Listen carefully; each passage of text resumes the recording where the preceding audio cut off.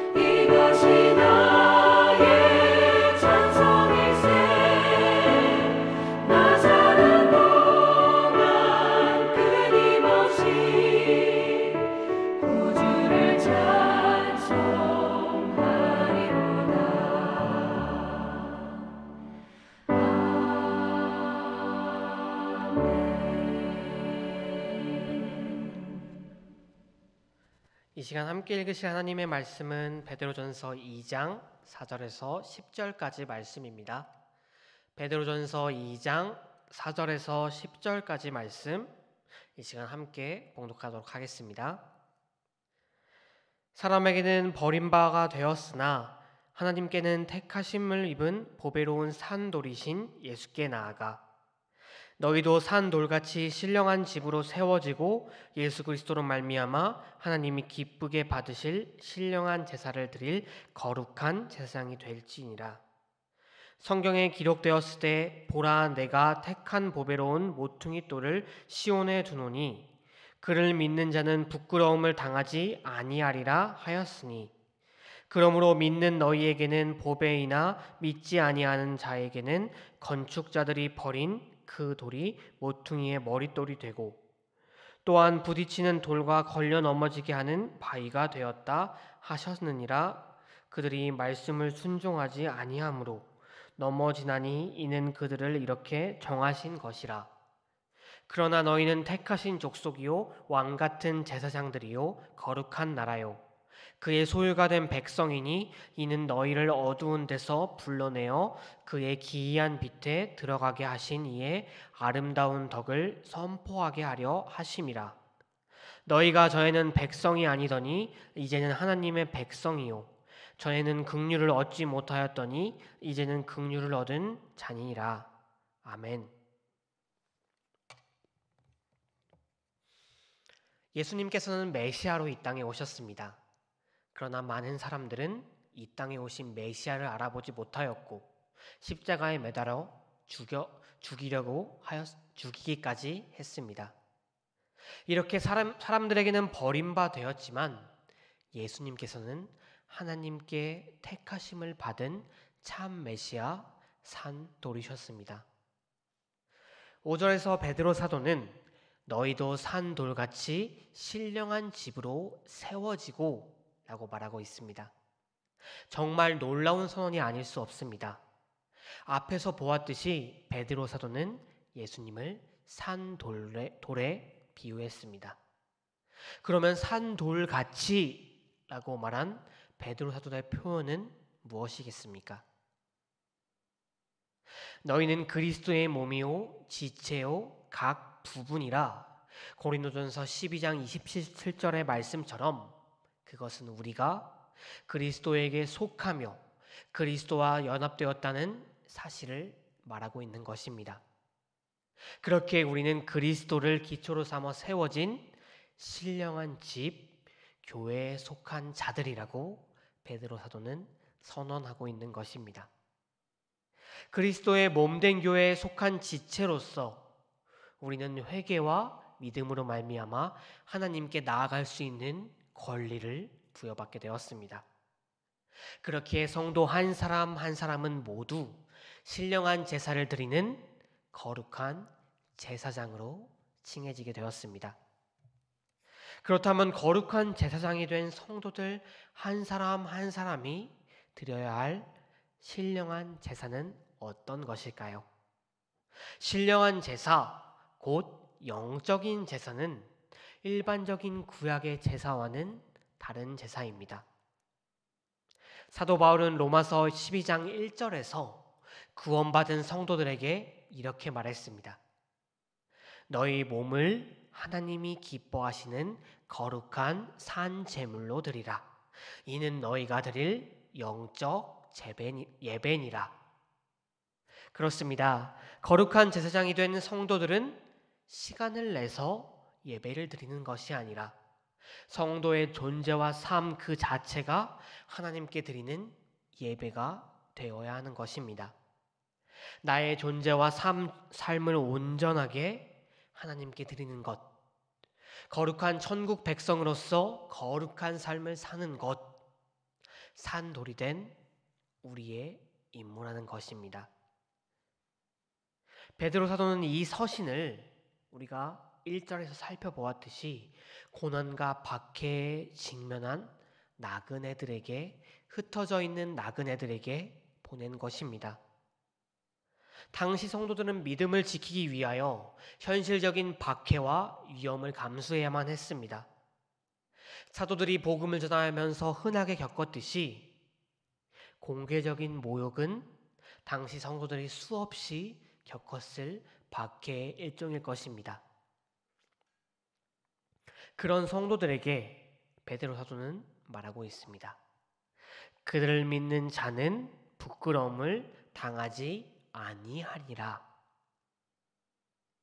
모퉁이돌은 사전적인 의미로 건축물의 벽과 벽 사이를 잇는 건물의 기초요, 중심인 돌입니다. 하나님께서는 사람들에게 버려진 바 되신 예수님을 택하셔서 교회의 기초요 중심으로 삼으셨습니다.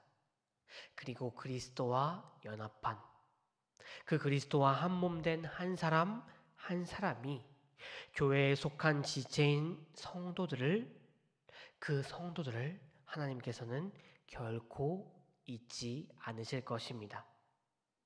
당장은 그리스도를 믿는 것 때문에 직면한 고난과 박해로 말미암아 두려워하고 있지만 그리스도를 믿는 것이 결코 헛되지 않으며 그 믿음으로 말미암아 영원한 영광을 얻게 될 것임을 베드로 사도는 말씀을 통해 전해주고 있는 것입니다. 9절에서 우리는 구원받은 성도들의 정체성이 무엇인지 발견하게 됩니다. 너희는 택하신 족속이요 왕같은 제사장들이요 거룩한 나라요 그의 소유가 된 백성이니. 사랑하는 성도 여러분, 우리는 모두 하나님의 은혜로 말미암아 새로운 신분을 얻게 되었습니다. 우리는 새로운 사람이 되었습니다. 하나님께서 우리를 택하시고 우리에게 새로운 사람이 되게 하심은 단지 구원을 위한 것일 뿐만이 아니라 섬김을 위한 것이기도 합니다. 모든 신자는 구원하시는 하나님의 역사를 기쁨으로 증언하기 위해 부르심을 받은 존재들입니다. 그런데 구약에서 이스라엘은 이 사명을 가진 하나님의 택한 백성들이었으나 그들은 이 사명을 거부하였습니다. 이제 그 사명은 그리스도와 연합된 그리스도를 주님으로 믿고 고백하는 모든 성도들에게 주어졌습니다. 죄 가운데서 죽을 수밖에 없는 우리를 긍휼하게 여기셔서 그 아들을 보내사 우리의 죄를 씻기 위해 죽게까지 하시고 그 아들을 부활 승천하게 하신 그 놀라우신 하나님, 그를 믿는 모든 자들을 의롭다고 하시는 그의 놀라운 구원 역사, 즉 복음을 증언하는 것, 바로 그것이 우리에게 주어진 사명이요 그 복음을 전하는 것이 우리가 가지고 있는 정체성입니다. 사랑하는 성도 여러분, 우리는 그러한 사명을 갖고 있습니다. 이스라엘 백성들은 그런 사명을 전하는 것을 거부하였으나 우리는 그 사명을 분명히 전해야만 할 것입니다. 사랑하는 성도 여러분, 오늘 하루도 세상을 살아가시며 말과 행동으로 그리고 삶으로 이 놀라운 복음을 전하시는 모든 성도님들이 되시기를 기도합니다. 우리 이 시간 함께 기도하시겠습니다. 하나님 아버지, 예수 그리스도의 보혈의 공로로 우리의 죄를 씻어주시고 하나님의 은혜, 사랑에 거하게 하시니 너무나도 감사드립니다. 날마다 저희를 정결케 하시는 그 말씀을 묵상하게 하시고 복 있는 자의 삶을 살 수 있도록 인도하여 주심도 감사드립니다. 하나님, 우리가 아직도 주님을 알지 못하는 이웃에게 주님의 그 놀라우신 사랑과 복음을 증거하며 복음을 전하는 데 앞장을 설 수 있도록 우리를 인도하여 주시옵소서. 하나님 감사합니다. 사랑이 많으신 예수 그리스도의 이름으로 기도드렸습니다. 아멘. 이 시간 함께 주기도문 하심으로 예배를 마치도록 하겠습니다. 함께 주기도문 하시겠습니다. 하늘에 계신 우리 아버지여, 이름이 거룩히 여김을 받으시오며 나라가 임하옵시며 뜻이 하늘에서 이루어진 것 같이 땅에서도 이루어지이다. 오늘 우리에게 이러할 양식을 주시옵고 우리가 우리에게 죄 지은 자를 사하여 준 것 같이 우리의 죄를 사하여 주시옵고 우리를 시험에 들게 하지 마시옵고 다만 악에서 구하옵소서. 나라와 권세와 영광이 아버지께 영원히 있사옵나이다. 아멘.